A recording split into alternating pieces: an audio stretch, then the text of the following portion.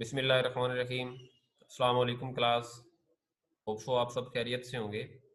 आज हम अपना इंटर पार्ट 2 का चैप्टर 14 स्टार्ट करेंगे, जिसका नाम है फाइल हैंडलिंग इन सी। सी आपको पता है एक लैंग्वेज है, एक कंप्यूटर लैंग्वेज जिसके अंदर हम कोडिंग करते हैं। तो इसके अंदर फाइल हैंडलिंग किस तरह से होती है, तो सबसे पहले हम कुछ बेसिक कॉन्सेप्ट्स हैं जिनकी बात करते हैं। सबसे पहला कॉन्सेप्ट हमारे पास है कि स्ट्रीम क्या होती है। हमने डाटा स्ट्रीमिंग के बारे में सुना हुआ है। तो स्ट्रीम का मतलब क्या होता है? Logical interface to a file, या हम ये भी कह सकते हैं फ्लो ऑफ डाटा, यानी कि डाटा जो फ्लो कर रहा है वन एंड टू अनदर, एक एंड से दूसरे एंड पे, उसे हम कहते हैं डाटा स्ट्रीमिंग या डाटा स्ट्रीम। अब इसके अंदर इनपुट स्ट्रीम क्या होती है? हम कहेंगे sequence of characters from an input device to computer. Input device से कंप्यूटर की तरफ जो डाटा जा रहा है, मसलन हम कीबोर्ड से डाटा इंटर कर रहे हैं और वो डाटा जा रहा है हमारे सिस्टम में, तो वो है इनपुट स्ट्रीम। अब यहां पे अगर आउटपुट स्ट्रीम आ जाए तो इसी का रिवर्स हो जाएगा कि हमारा डाटा जो सिस्टम से या हमारे कंप्यूटर से या sequence of character from computer to output device, वो हो जाएगा आउटपुट स्ट्रीम। अब stream is associated with a file जिसका डाटा जा रहा है यूजिंग एन ओपन ऑपरेशन, यानी कि ये एसोसिएशन की बात है। अगर हम इसको डी एसोसिएट करना चाहें तो ऑपरेशन ओपन की बजाय कौन सा हो जाएगा? Close operation. दोबारा से, स्ट्रीम सबसे पहले इंटरफेस या फ्लो ऑफ डाटा। अगर ये फ्लो ऑफ डाटा या ये sequence of characters input device से कंप्यूटर की तरफ हो तो इनपुट स्ट्रीम। अगर ये सीक्वेंस या flow of characters computer to output device हो तो ये आउटपुट स्ट्रीम। अगर हमने एसोसिएटेड स्ट्रीम की बात करनी है तो वो ओपन ऑपरेशन है, और अगर उसे डिसोसिएटिव करना है तो वहां पे क्लोज ऑपरेशन है। स्ट्रीम की बेटा दो बेसिक टाइप्स हैं, पहली टेक्स्ट स्ट्रीम है और दूसरी बाइनरी स्ट्रीम है। अभी हम देखते हैं कि ये टेक्स्ट स्ट्रीम और बाइनरी स्ट्रीम में क्या फर्क है। A text stream is a sequence of characters. आप टेक्स्ट लिखते हैं ना, डिफरेंट कैरेक्टर्स को मिला के, जिसे हमने स्ट्रिंग भी कहा था। कैरेक्टर्स को मिला के कैरेक्टर बाय कैरेक्टर आप टाइप करते हैं।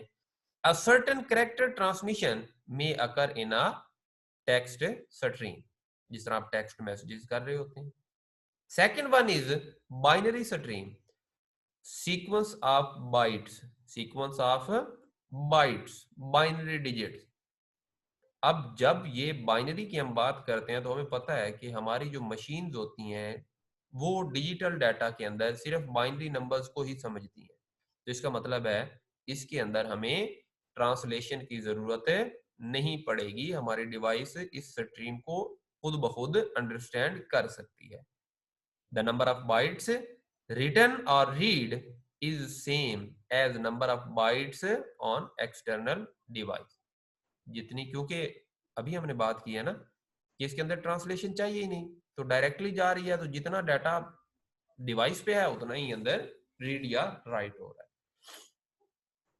उसके बाद हमारे पास डिफरेंस है, अभी हमने जो बातें की हैं टेक्स्ट स्ट्रीम का और बाइनरी स्ट्रीम का। Text stream sequence of character है, जबकि बाइनरी सीक्वेंस ऑफ बाइट्स है। Text stream does not have one to one relationship with external device, यानी कि ट्रांसलेशन रिक्वायर्ड है ना, तो ट्रांसलेशन के अंदर लाजमी नहीं है कि डाटा रिकॉर्ड उसी तरह रहेगा, जबकि बाइनरी के अंदर वन टू वन रिलेशन है, यानी कि जितना डाटा जा रहा है उतना ही डाटा दूसरे एंड पे ट्रांसलेट होगा। A certain character translation may occur in text string. No translation occur in binary string. Translation चाहिए ही नहीं, टेक्स्ट स्ट्रीम को चाहिए क्योंकि कंप्यूटर डायरेक्टली अंडरस्टैंड नहीं कर सकता। वही बातें जो हमने हाई लेवल और लो लेवल की थी।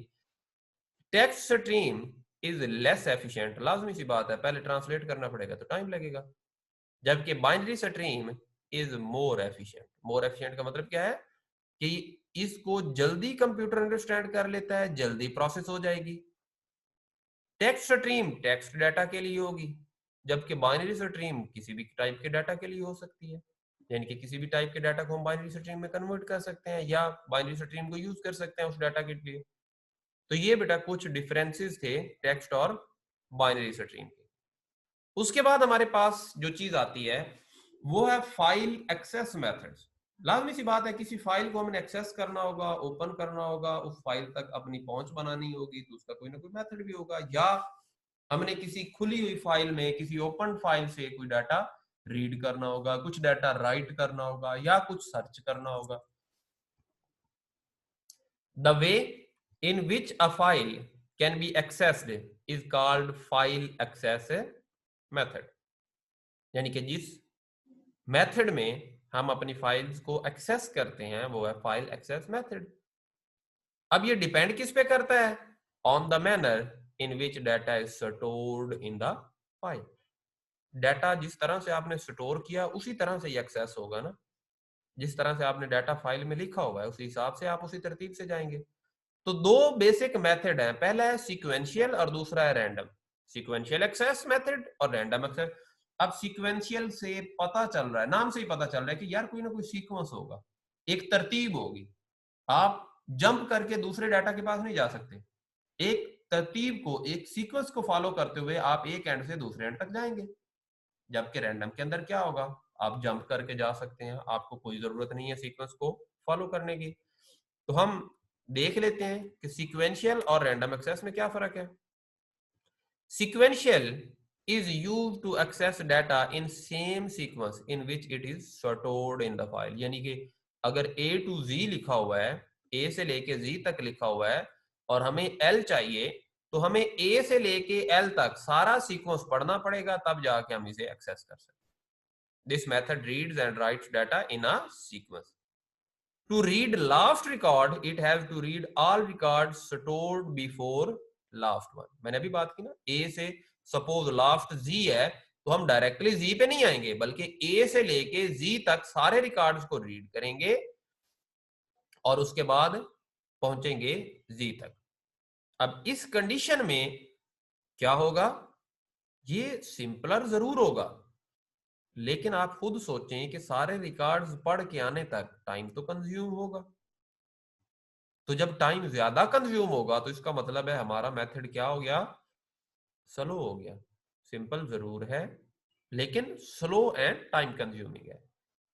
अ search operation with sequential access may take lot of time, लाजमी सी बात है यार, जब वो सारा डाटा को रीड करके लास्ट रिकॉर्ड तक पहुंच रहा है तो हमें वेट करना पड़ेगा, मेथड स्लो हो जाएगा। इसके कंपैरिजन में जब हम बात करते हैं रैंडम एक्सेस की, तो हमने कहा जंप करना अलाउ है, ए टू जी डाटा लिखा हुआ है और हमने एक्सेस करना है जी को, दरम्यान वाले डाटा को रीड करने की जरूरत नहीं है, directly jump A to G, हम डायरेक्टली जंप करके जी पे आ जाएंगे। Random access method is used to access any data directly without accessing the preceding data. This method does not read और write data in a sequence, sequence की जरूरत नहीं है, जंप करें आप एक जगह से दूसरी जगह पे। फास्टर एक्सेस मेथड है, यानी कि आप जल्दी से डाटा को एक्सेस कर सकते हैं। Searching operation with random access method takes far less time to find a data.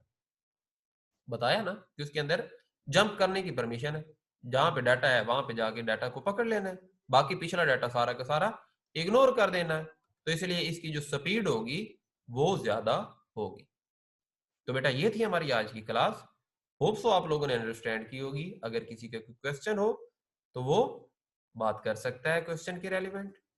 Okay बेटा, thank you very much and Allah Hafiz.